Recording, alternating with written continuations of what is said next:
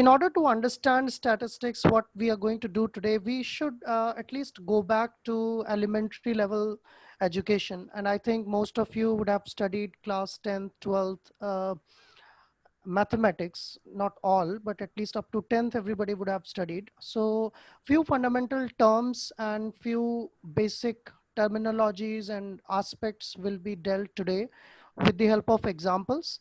And then gradually, after this session, you will be introduced to a number of tools which are available in the market, which are routinely used by researchers.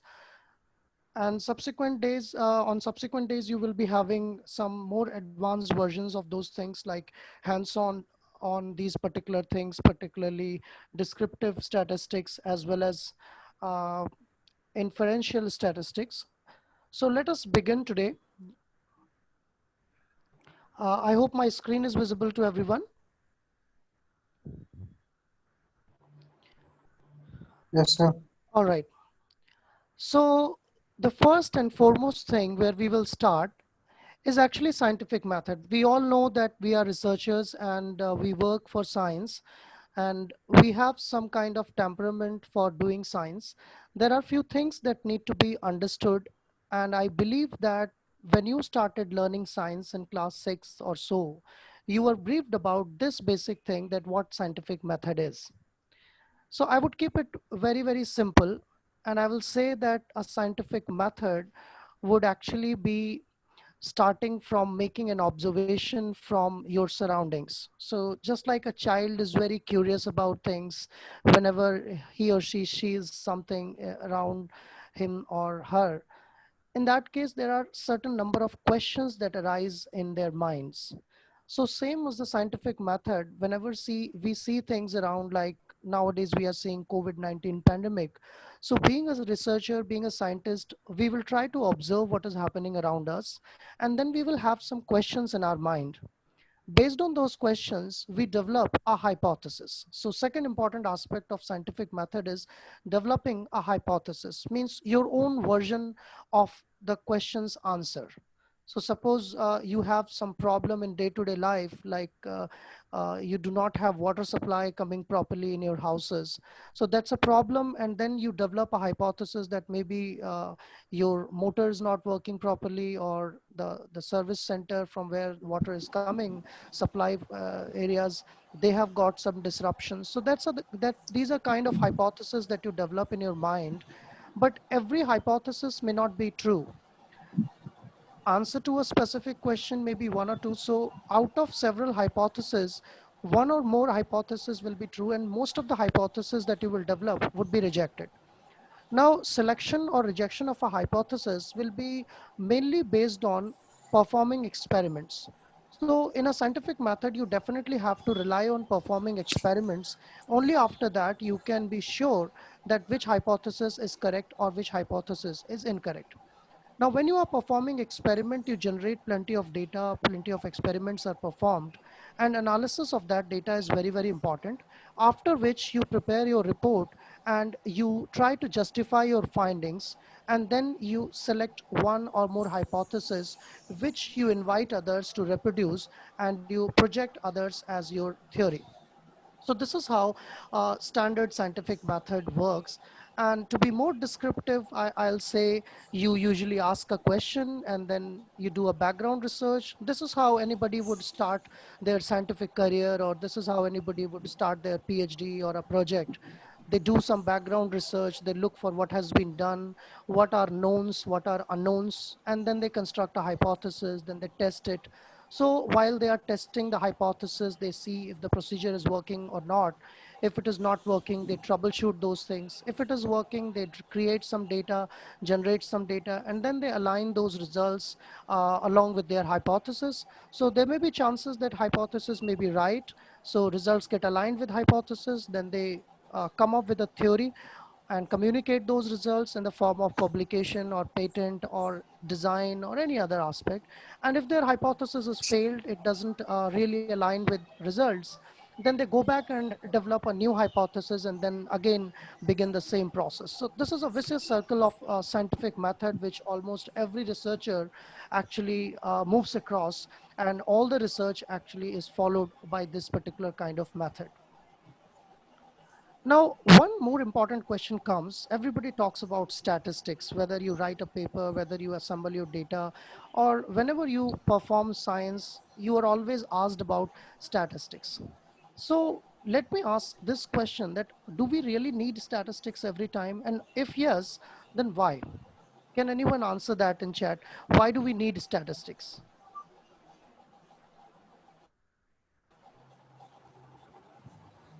Anyone? Why do we need statistics?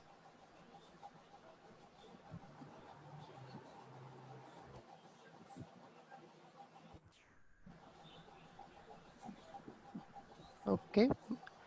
Human errors are always there. That's why, to justify our hypothesis, to authenticate our results, data is significant. Yes, I'm getting plenty of answers. Plenty of answers. But the most suitable thing to answer this is, as we have seen this scientific process, so in this scientific process, where does the problem come? Actually, problem arises at these two important steps, especially when we analyze our data and when we align that data with our hypothesis. So these two basic steps are highest, they have the highest propensity, or they are most prone to biasness and some of the drawbacks that human mind has. So I would say that human brain is not perfect for interpretation. You may be very proud of your intelligence. Humans may be very proud of their intelligence. Everybody, we might have seen people like Albert Einstein, and a lot of advancements have been done. That's all because of human intellect. But despite that, we have some drawbacks and limitations. And two important drawbacks that account for this problem are illusion and cognitive bias. So let's understand this with the help of a simple picture. What you see on the screen, you see two dots, right?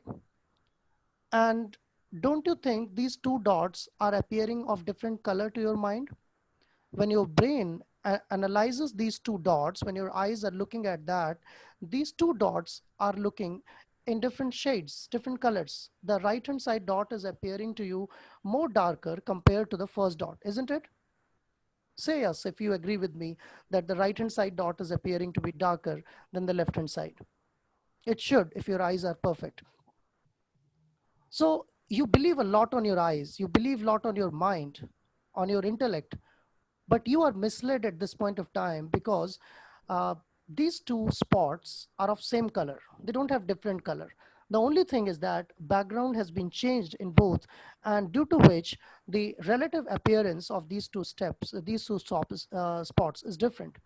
So our brain has a lot of confusion. It gets confused and it is not able to perceive things perfectly.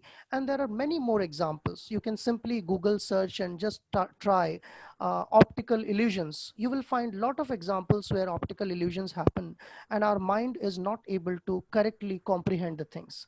So if your eyes, if your brain can do this small mistake in comprehending the color of these two data sets, then your mind can also do a lot other major mistakes.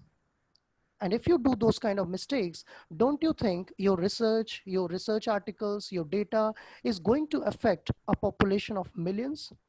Because when you publish something that goes into the medical fraternity or that goes into device development, imagine if somebody is developing a space shuttle on the principles of a physicist, and physicist has not done his work properly. So what will happen if that space shuttle blasts in midair? The lives of several people will be on stake. If somebody designs a medicine, develops a medicine by doing research, and there is a huge toxicity in the medicine, and that is released into the market just relying the human mind, there can be a catastrophe. So we have to definitely be very, very sure about what we are projecting to the world and what our results are. And we have to avoid this illusion aspect of our brain. That's first thing. Second, illusion to some extent can be corrected by advanced type of machines, analytical tools which are available nowadays. So instead of looking through our eyes, we rely on photodiodes, we look at intensities of things, and we collect digital data. That's solution for overcoming illusion. But next important thing is cognitive bias. So I think some of you would have learned or seen this term cognitive bias. I'm just showing you a cartoon to understand this better. You can see two different aspects of one same picture. There is a person who is yelling for help, and he believes that a person who's at a faraway distance coming on a boat, and he's looking as a hope that the person can go back into that boat, and he's coming for him to help.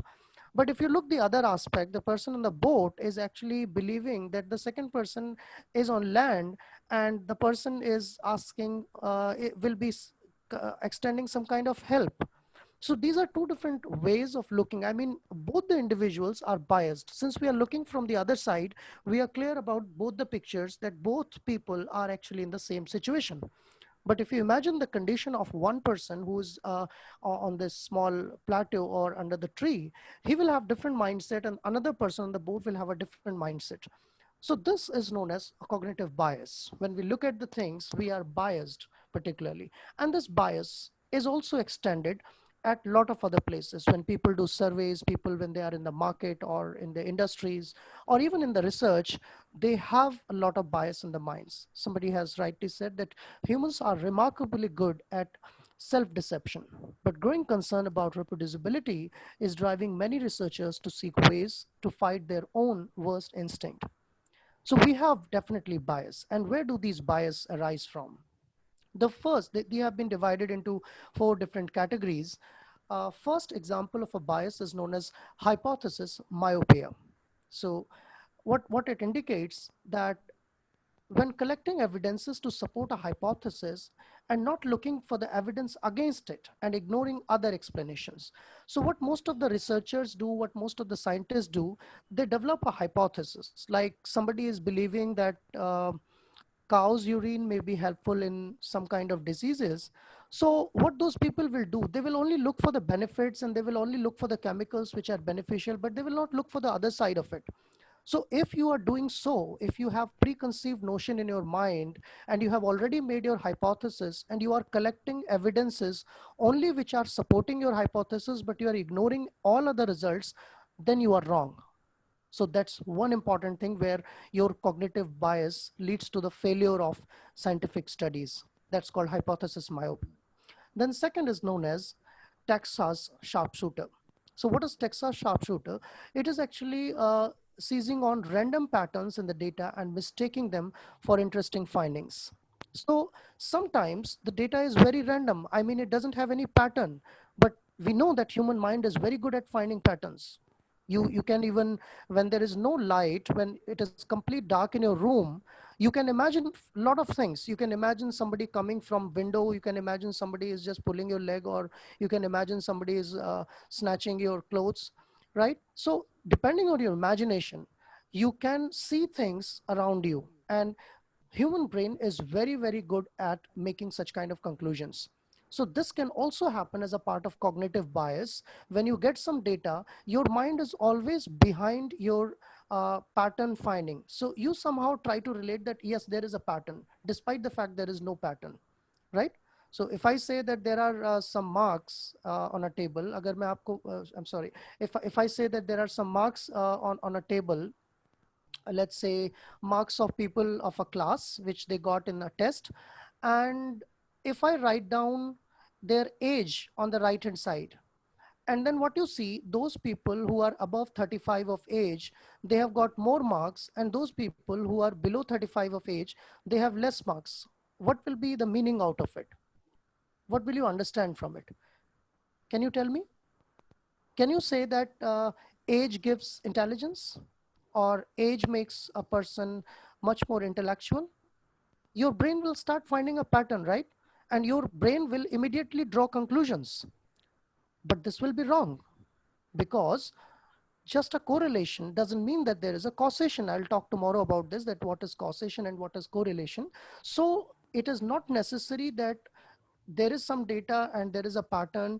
It does not mean that there is any cause of it or there is any sense out of it. But our brain tries to find out some sense, brain tries to find out a pattern, and that particular cognitive fallacies is known as Texas sharpshooter. Then after that is asymmetric attention. So what is asymmetric attention? Rigorously checking unexpected results but giving expected ones a free pass. I mean, suppose you are doing a flow cytometry analysis or you are doing microscopic analysis and you are just doing a testing of anti-cancer drug.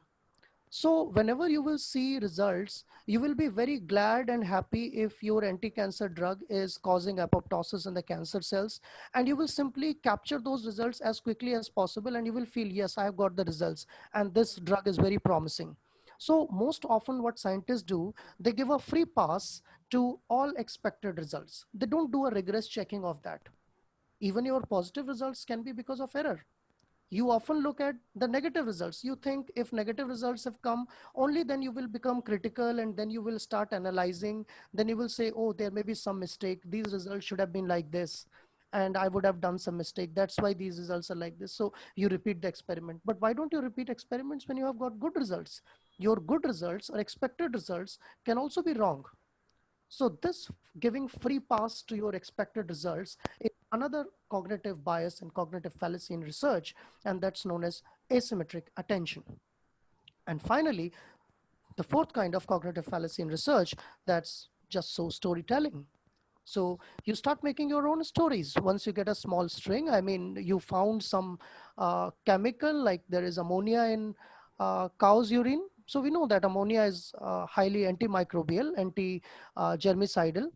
But you might have seen hundreds and thousands of people. They start saying that start drinking urine, start drinking cow's urine. Does that make any sense? No, that's a cognitive fallacy, because if you know that there is one of the component, you started to rationalize and you started to make a complete story behind it, that urine may be beneficial to the human beings. How come that?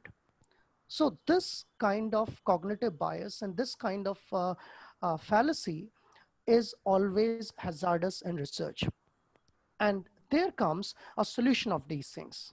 I mean, if you're suffering, I think many of you or many of us who are researchers, at some point of our research, some point of time, we would have suffered from these four kind of problems: hypothesis myopia, taxa sharpshooter, asymmetric attention, and storytelling. But there are some solutions. And what those solutions are, when you send your paper for the review, these things are critically evaluated.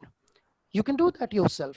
So that is the meaning of peer review, and that's the meaning of evaluation of your results. So there are some debiasing techniques, debiasing methods. One is known as devil's advocacy. I mean, you explicitly consider alternate hypothesis. If you have already made one hypothesis, then don't restrict yourself to that. You just start testing opposite to it. That's called devil's advocacy.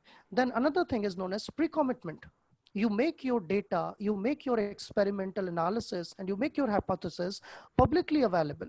I think many of you would have learned about bioarchives. Many people, they publish their papers before actually sending to the journals. They publish that into open archives where people can read about their papers and they can comment, they can tell them about the problems and mistakes or drawbacks of the paper. So that improves the research, and that's known as pre-commitment. Then you can invite your team of rivals. Everybody has rivals, and everybody has people who are opposing their hypothesis. So don't be afraid of them. Don't hate them. Don't be away from them. Just invite them to evaluate your work. That can be one good thing. And then finally, you can do blind data analysis. Give your data to somebody who has no idea about your hypothesis. He blindly looks at the data.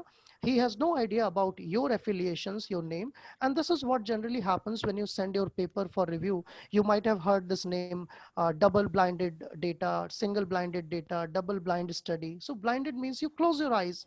You don't have this cognitive bias. You don't make any preconceived notion. You don't make any perception. And neutral, being neutral, you analyze the data. So these are four important strategies of debiasing the data. And during this process, when you are debiasing, I mean, when you are doing all these things, statistics is a very good savior. So if you rely on statistics, it's your friend, it's a friend of a researcher. So statistics actually helps you to avoid these kind of mistakes. And that's the whole purpose of this workshop. We will be learning that how we can avoid these kind of mistakes when we are doing research. I hope I made my point clear about why we need to understand statistics. Now, coming to what statistics is, so it lies somewhere at the interface of various sciences or various subjects. It involves mathematics. Good knowledge of mathematics is required in statistics. It requires knowledge of physics, chemistry, biology, and a lot of other subjects. So it's highly interdisciplinary subject, and you should also have knowledge of computational biology to perform very good statistics. But if you talk implicitly about the definition, the textbook definition, so it's basically a practice or science of collecting and analyzing numerical data in large quantities, especially for the purpose of inferring proportions in a whole from those in a representative sample. So whole process from the beginning, collection of the data, to analyzing the data, and to making a hypothesis or finalizing your hypothesis, I mean making an inference, that whole process is known as statistics. It is mainly applied in research for three important things. First is validity, second is analysis, and third one is efficiency. So when I say validity, it means, will the study help answer the research question? That is validity of your data. Then what analysis and how should this be interpreted and reported? That's analysis part. And third one is efficiency. Is the experiment the correct size, making best use of the resources? I mean, if you have taken the sample size correctly, or the resources that you have used are efficiently answering your hypothesis, or you need more animals, or you need more cell culture, or you need more experiments to be done. So these answers can be given only when you apply statistics. Your human mind cannot just answer these questions, because if you do one experiment and you find a drug which is acting as anti-cancer, and that killed all the cancer cells that caused apoptosis in them, so as a human being you can be very happy about it, and you can start running on the street saying eureka that you have found a drug. But many more people will not believe on that, because it is not statistically valid. So statistical validity has to be tested. Your brain cannot do that. Similarly, in what way you present? You can present a data in two different ways, right? Like if I say highest number of tuberculosis cases come in India, does that mean people of India are more susceptible to tuberculosis? Can you, I mean, support my statement? If I say highest number of tuberculosis patient emerged from India, but there are very few people emerging from, let's say, Great Britain or from France or from Germany, can I make an inference that Indian genotype is more susceptible for tuberculosis, or tuberculosis bacteria prevails more in Indian environment? Is that right answer? No, because you have to look at the population density. We have a very huge population density here. You have to look at the chances of transmission, and you also have to look at the number of cases per million or per billion. So our data can be presented in two ways: number of cases, or it can be presented in terms of number of cases per billion, right? So if you talk about the COVID-19 cases, so in COVID-19 cases, India is expected to have very large number of cases. But despite the fact it will have very large number of cases, its prevalence cannot be considered very high, because the population of country is very high. So if you divide this by some number of people or population or density of population, then you will get a different presentation of data, and that will have a different sense. So presenting data, analyzing the data in different ways can have different meaning, and that's also part of statistics. And then finally, efficiency, as I told you. So these are three important points: VAE, validity, analysis, and efficiency. This is the part of statistics. Now let's have a quick glimpse of history of statistics. This is not a new science. This is very, very old. I would say the statistics word has been derived from a Latin word status, and Italian word statitia, which means political state. So there are more evidences from some 17th century. Shakespeare used the word statist in his drama Hamlet, where he talked about the statist as a process to upkeep the land, agriculture, commerce, and population by rulers. So basically, the political state, kings, rulers, they used to keep a record of all these things and analyze those things. That was called as statist, and from where the statistics word has actually emerged. This is different from electrostatics. Statics is a different thing, statistics is a different thing, so you should not confuse between those things. Now, looking more into the history part of this, 17th century witnessed some of the early developments in the statistics, and some people like Brown, Pretty, Pascal, and Bernoulli, they proposed probability theories, and they were mostly based on the gambling outcomes, because people were always curious about, when they are throwing dice, what are the chances that they will get six? What are the chances that they will win the gamble? So the probability outcomes of the gambles were tested on mathematical scales, and they led to the foundations of early statistics in as early as 17th century. So there have been several centuries, 4 centuries ago, I mean 400 years history of statistics exists. In 18th century, few more advancement took place. Laplace, Gauss, these people developed normal distribution, and they started giving theories about regression. So it was possible to predict few more things, and inferential statistics came into picture. Then somewhere in 19th century, Quetelet Galton, he was the person who was an astronomer, but being an astronomer, he was more interested in biology, and he started applying biology to the human genetics. So that was a subject where statistics was required, and this was the first evidence during the 19th century when biology was influenced by mathematical sciences and statistics. Then later in 20th century, a lot of advancement took place in statistics. Some of the key persons who were Pearson Gossett, who is also known by the name Student. His pet name was a Student, and I think on his name you might be knowing Student's t-test, a very popular statistical test is known. Then Fisher and many other people, they worked in this 20th century. Spearman, Candle, Tukey's test, Dunet's test, Kuhl's test. You may be knowing all these statistical tests.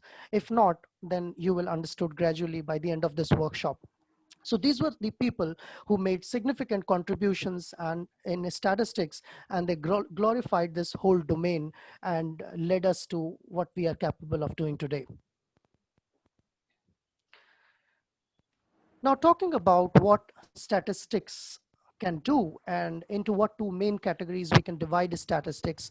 So broadly speaking, statistics can be of two different types. It can be descriptive statistics, where we mainly focus on summarizing data, developing graphs, making numerical summaries, and we generally work about central tendencies like looking at mean, median, mode, looking at dispersions like standard deviation, standard error. Whereas on the other hand, the second type of statistics, which is more useful when you are doing larger scale group or population statistics, I would request you to please keep your mics off if you're not speaking anything important. So we have another type of we have another type of statistics which is known as inferential statistics. So what inferential statistics means, you make some inference or conclusion. In descriptive statistics, you don't make any conclusion. You just see how your data looks like, what are its different features, how you can present your data. So graph making, visualization, looking at central tendencies, and finding out errors, all these things are descriptive statistics. But if you want to make some sense or meaning out of it, like you want to make a causation when you are giving a drug on your cell culture for looking at anti-cancer activities, so irrespective of how beautiful kind of graphs you made, whatever it be its mean, whatever be its median, mode, or whatever be its standard error of mean, you cannot be inferential until you perform inferential statistics. So in inferential statistics, you have to support your hypothesis with the help of some kind of statistical tests. And that is basically the second part of statistics, which is more important, particularly in the science, and that decides mainly that gives you power to make decisions and making predictions, and that is mainly involved in hypothesis testing, statistical significance, and tests. So probably fourth day of our discussion is reserved for inferential statistics, and in successive 2 to 3 days we'll be working on descriptive statistics.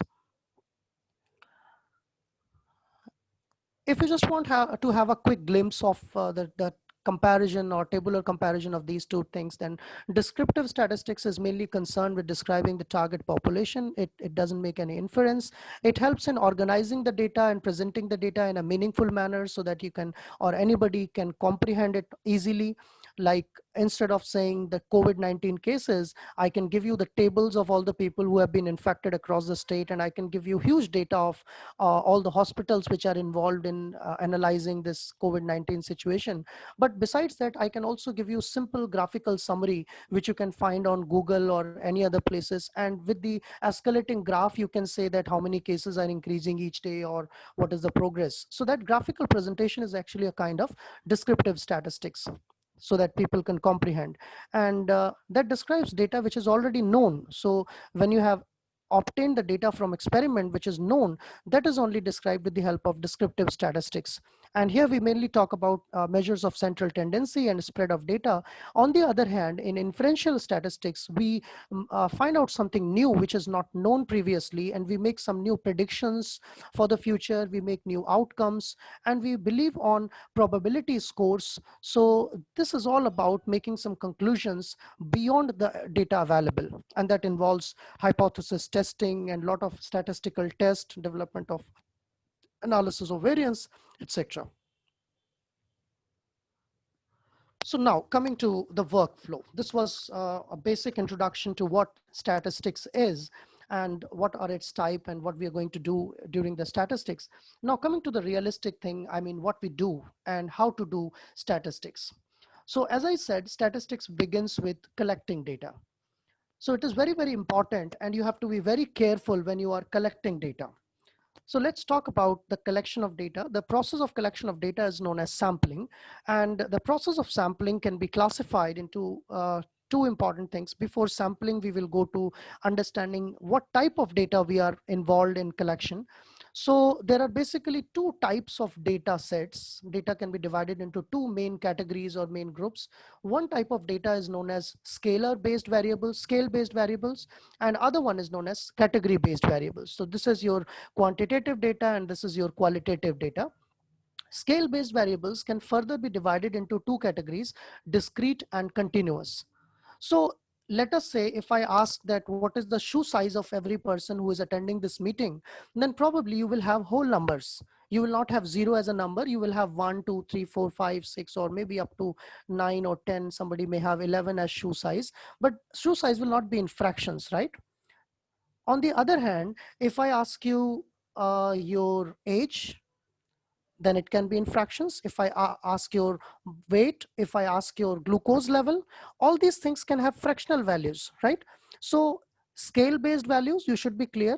Wherever you have numbers, where you have fixed values, they are called scale based. Quantitative, where you talk about quantity, and these can be either whole numbers or they can be fractional.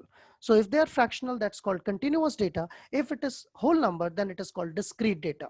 So first, when you are doing scientific study, you should be sure that what kind of data you are collecting. And I think in most of the cases, like whenever you are doing biochemical assays, whenever you are doing some fluorescence estimation, some kind of enzymatic assays, all those things are continuous data because you get fractional values there. But if I say the cell count or percentage viability, what are those things? Will you be saying that it is fractional or it is discrete? Let me just check your understanding on this. I'm asking how will you assign percentage viability? You are checking that with the help of MTT assay or flow cytometry. Into which category percentage viability will be kept? Discrete variable, or it will be called as continuous variable? Please answer. Discrete. So don't you think your viability can be 20.5%? Will it be always whole number? Your viability can be in percentage. So the only question that you have to ask yourself to distinguish whether a data is discrete or continuous is that whether it is available in fractions or not, right? So anything that can be depicted in fractions, which can have fractional values, that can always be called as continuous data, right? But something that cannot be depicted in fractions, that can always have whole numbers, that will always be known as discrete value, right?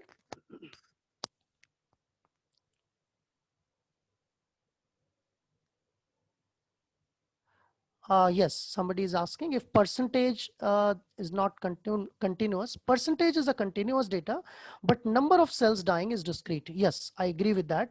If you just ask me that what is the number of cells which are dead, so you cannot have that in fraction. So zero point 0.5 cell cannot be dead or alive.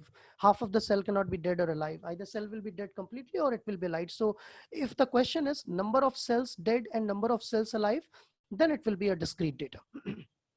Now, in the continuous data, there can be two variants. Continuous data can be of two types. First type is known as interval, and second one is known as ratio. So what do you understand by interval and ratio? Now, in order to distinguish these things, whether your data is interval data or it is a ratio data, the only thing that you have to ask yourself is, in your data, does zero has any meaning or it doesn't have any meaning? So if zero is meaningful, zero makes some sense in your data, then the data will be called as interval data. And if zero doesn't make any sense, that means zero means nothing, zero means no variable or absence of any variable, then it is called ratio data. For example, I have given here, you are talking about 0 degrees Celsius. So 0 degrees Celsius means what? It has some value, right? 0 degrees Celsius means some temperature. 0 degrees Celsius is a temperature and there can be temperature below that. So 0 degrees Celsius has a meaning. That means your temperature on Celsius scale is an interval type of continuous data. But if I say enzyme activity or glucose concentration in your blood, and when I say glucose concentration is zero, that means there is no glucose in your blood. So zero means nothing, and that means glucose concentration in your body represent a ratio type of continuous data. So I think that made some sense. Now you can at least justify that what kind of data you are collecting when you begin your scientific experiment. So this should be known to you. When you start your experiment, you should know the kind of data that you are picking up, and you should always ask yourself a question that, am I taking some values? Will I be getting some values after this experiment? Will these values be whole numbers or they will be fractional? Will these fractions have zero as meaningful entity, or will they have zero as non-meaningful entity? Now, can you answer one small question? Is 0 Kelvin or temperature on Kelvin scale an interval data or ratio data? Very interesting question of statistics. Is temperature on Kelvin scale an interval type of data or ratio type of data?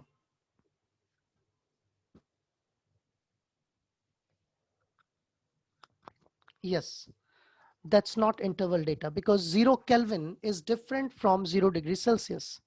Okay, 0 Kelvin has no meaning. That means no temperature. That's the, according to third law of thermodynamics, that's least possible temperature, and that has no meaning. So in statistics, Kelvin scale data is considered as ratio data, whereas Celsius scale data is considered as interval data.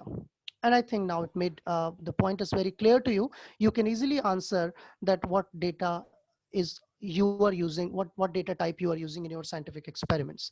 Now coming to the second category, that is called as category based variables. They are qualitative data.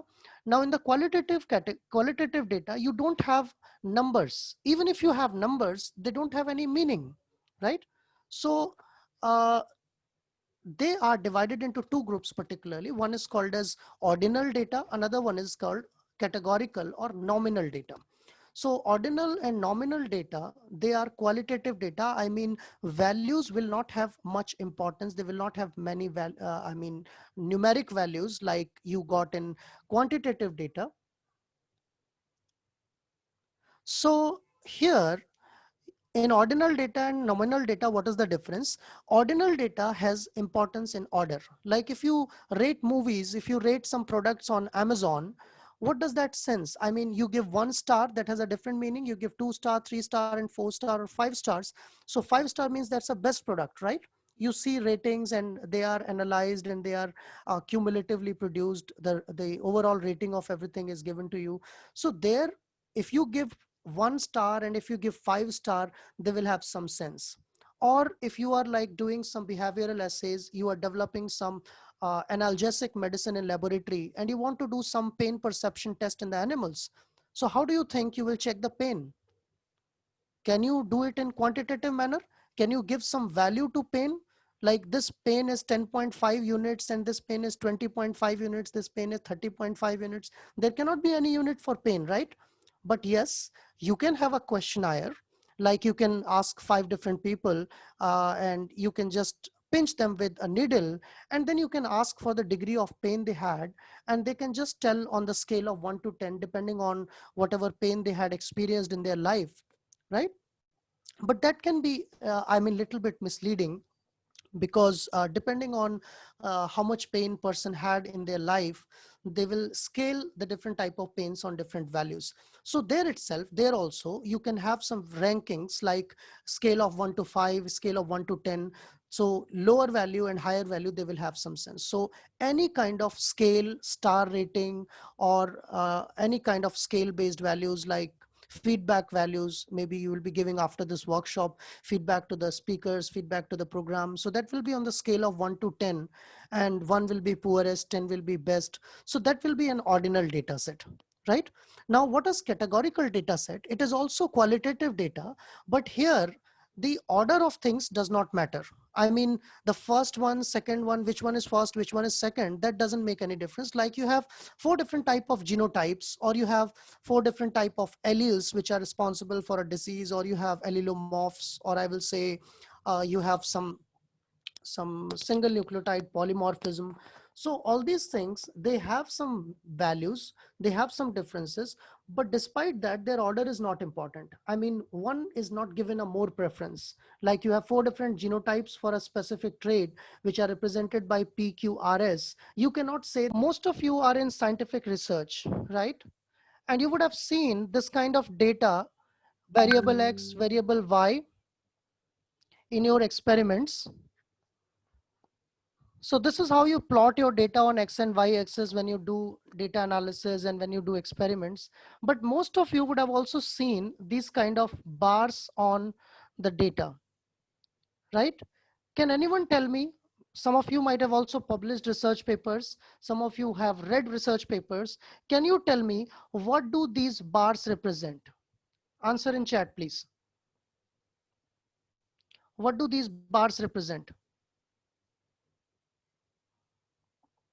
Someone is saying range, someone is saying error, someone is saying outliers, standard error, standard deviation, much deviation. Very nice.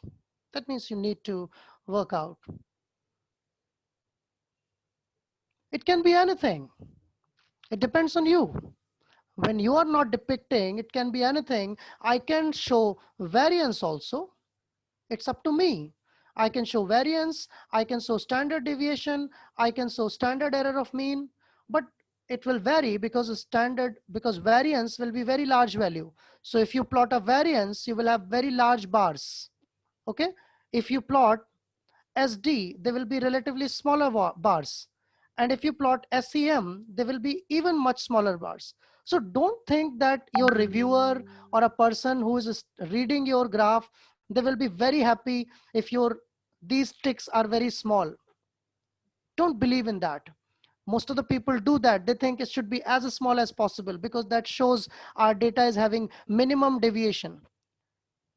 But why don't you plot SEM? You plot variance, and if the value of variance is very low, it is much better than plotting standard error of mean. Many people are afraid of plotting variance, and therefore they just go for SEM. But there is no such rule that you have to plot only SD or you have to plot SEM. You can plot either variance or any kind of spread. Basically, these bars are representing, these ticks are representing spread of the data. And as you have seen, spread of the data can be represented in many ways. It can be represented as SEM, SD, variance, range, or even coefficient of variation. So any type of spread measure can be plotted over this place. Okay, then you would have seen some stars placed onto these things. What do those stars represent there? I'm not going to talk about this today. It is fourth day thing, and most probably it will be talked by Ms. Neha on fourth day, and Amit will describe you how to calculate these things. But can you answer me, what does that star represent in the data? Significance, right?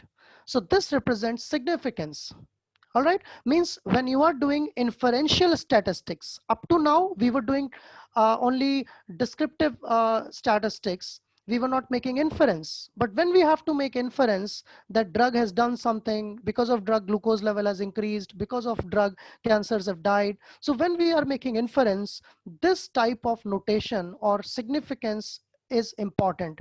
It doesn't matter what kind of test you use, what way you analyze those things, but ultimately you have to put these things to indicate that you have made that inference. So without this kind of ticks, you are not telling reviewer, you are not telling readers that what is the variance in your data, and that doesn't make any sense.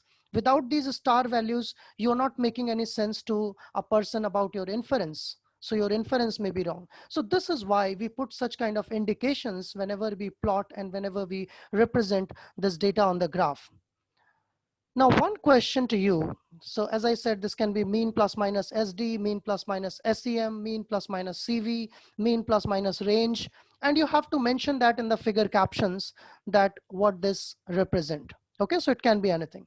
Now, I will stop with one last question. And that is, if you have written somewhere in a research paper that the average or the glucose level in the data of 100 patients, let's say they have evaluated 100 people, and they found that glucose level was between 100 plus minus 20, and they write in bracket that this data is, I'm sorry, this data is mean plus minus SD. You will find this notation in many papers, and I can expect that there are many researchers as well in this training program. So one last question I would like to ask: if you are representing your data of 100 patients as mean plus minus SD, then what is the range of glucose level in all your patients? How can you represent the range from lower value to higher value? Please answer me that. You have to tell me that what is the range of glucose level in all your 100 patients. You are saying 80 to 120. Okay, 80 to 120. I want answer from everyone. Let's see, because this is the last final topic that I'm going to discuss, and then we will continue answering this tomorrow. So let me have answers in the chat from everyone. And let's see, do you really need statistics polishing on you, or you don't need? Absolutely. Everyone needs some lecture, some basic information on statistics. I'm surprised. I'm surprised. I don't know how many of you have published papers and how many of you have done research, but none of you is right. None of you is right.